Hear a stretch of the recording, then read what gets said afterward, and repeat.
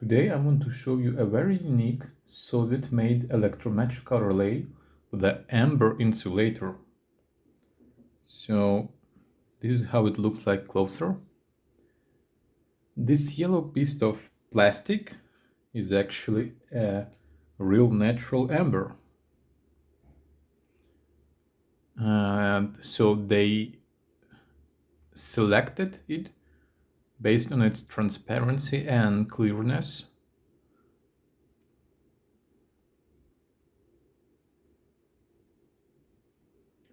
Amber was chosen because it has much better surface resistance than the PTFE or Teflon. The reason for this is that amber can be polished to a smooth surface, making it far more resistant to surface contamination compared to the PTFE.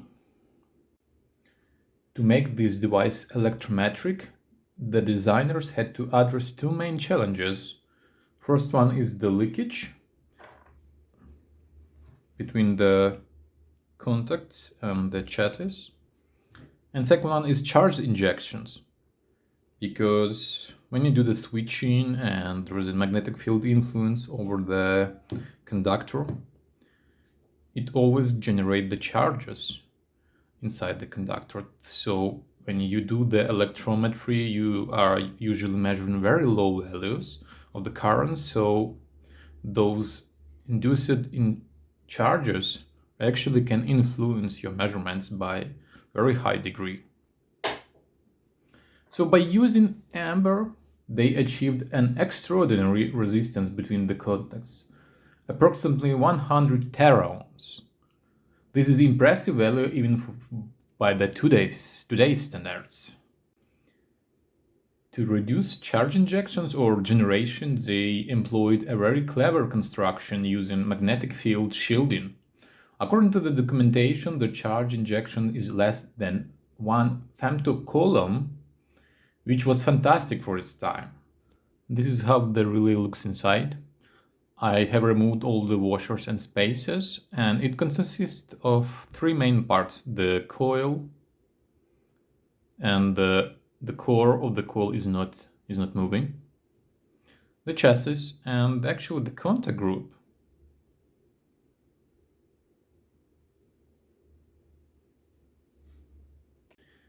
As you can see, there is no pulleys or mechanical connections to move the contacts.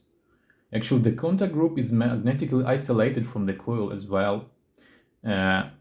This separator acts as third contact and must be connected to the low impedance side, because it is shielding the magnetic field, so it has a lot of charges inside it, but not the other ones, not other two.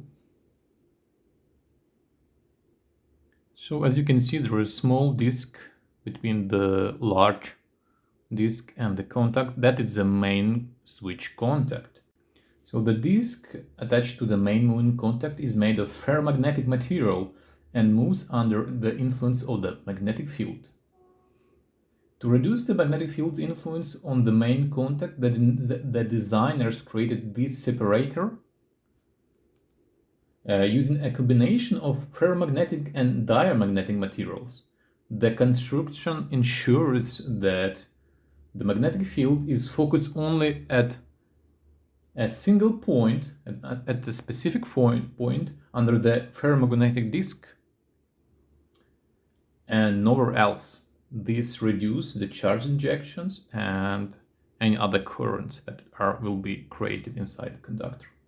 This plate actually might look simple, but it has highly complex internal structure. So as you can see, there is different materials used. So there is a special geometry inside which is not visible. This hole is just for the air to move between the sections. So now I have turned on 12 volt supply to the coil, and you can see how the contact moves using a small focused magnetic field without any pull. So you can see it here. When I move it closer, the central contact max connection.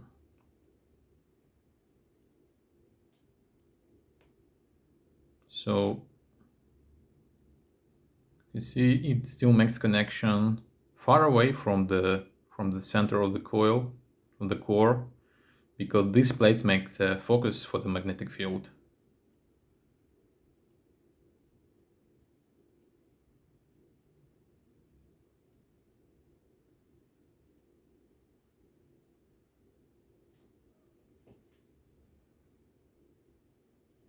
So nothing else is touching except the amber insulation to the contacts, and this is reducing the leakage as well.